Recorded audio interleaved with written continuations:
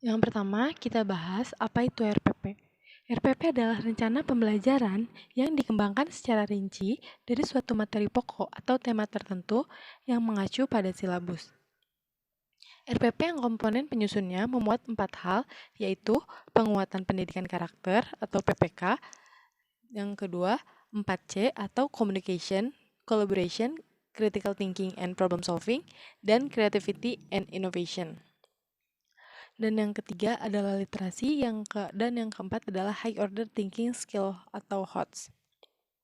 Berarti RPP tersebut telah terintegrasi oleh PPK, 4C, literasi, dan HOTS. Karena seperti yang pada saat ini digunakan pada kurikulum 2013, di mana pembuatan RPP kurikulum 2013 dalam komponen penyusunnya harus memuat 4 hal tersebut.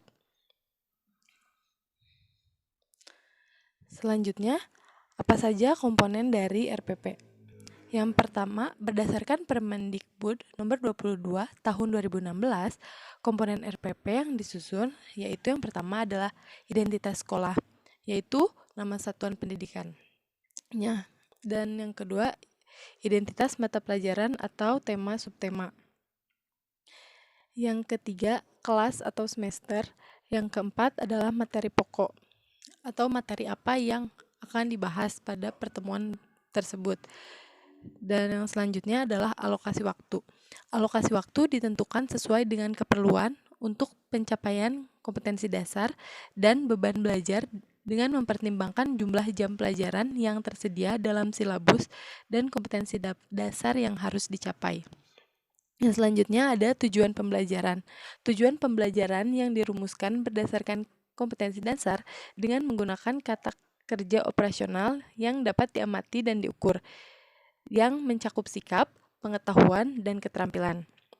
Selanjutnya, komponen dasar dan indikator pencapaian kompetensi.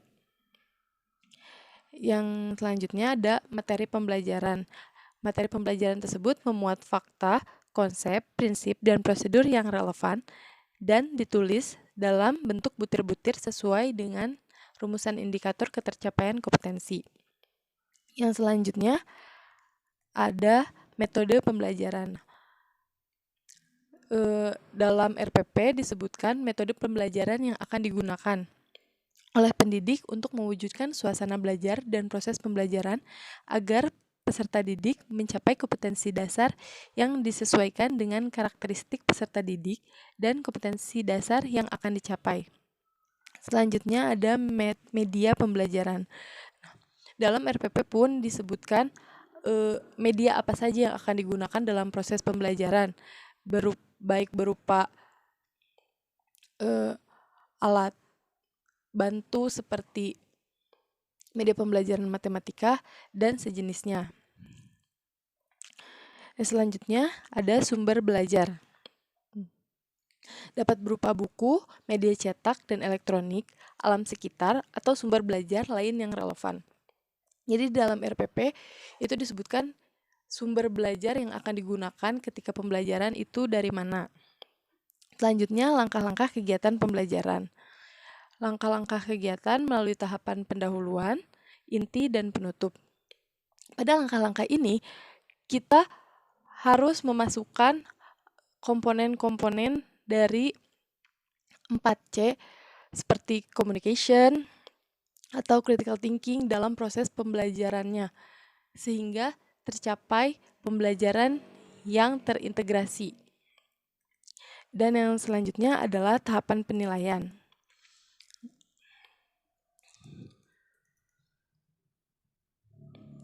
Selanjutnya, langkah-langkah penyusunan RPP. Yang pertama, mengkaji silabus tematik, meliputi kompetensi inti dan kompetensi dasar, materi pembelajaran, proses pembelajaran, penilaian pembelajaran, alokasi waktu, dan sumber belajar. Yang kedua adalah merumuskan indikator dan pencapaian kompetensi dasar. Yang ketiga, mengembangkan materi pembelajaran. Materi pembelajaran dapat berasal dari buku buku teks pembelajaran atau buku siswa, dan buku panduan guru. Sumber belajar lain berupa muatan lokal, materi kekinian, konteks pembelajaran dari lingkungan sekitar yang dikelompokkan menjadi materi untuk pembelajaran reguler, pengayaan, dan remedial.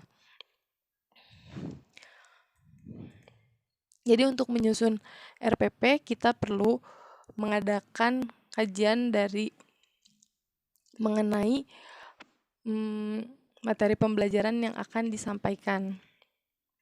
Yang keempat adalah menjabarkan kegiatan pembelajaran yang ada pada silabus dalam bentuk yang lebih operasional berupa pendekatan saintifik disesuaikan dengan kondisi siswa dan satuan guru termasuk penggunaan media, alat, bahan, dan sumber belajar. Yang kelima, menentukan alokasi waktu untuk setiap pertemuan berdasarkan alokasi waktu pada silabus. Selanjutnya, dibagi ke dalam kegiatan pendahuluan, inti, dan penutup.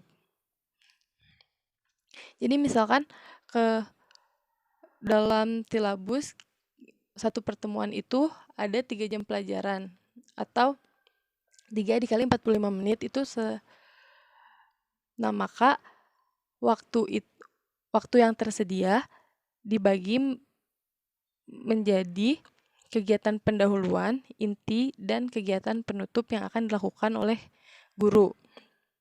Selanjutnya, mengembangkan penilaian pembelajaran dengan cara menentukan lingkup, teknik, dan instrumen penilaian, serta membuat pedoman penskoran.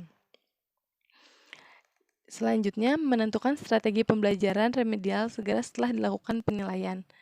Dan yang terakhir, menentukan media, alat, bahan, dan sumber belajar disesuaikan dengan yang telah ditetapkan dalam langkah penjabaran proses pembelajaran.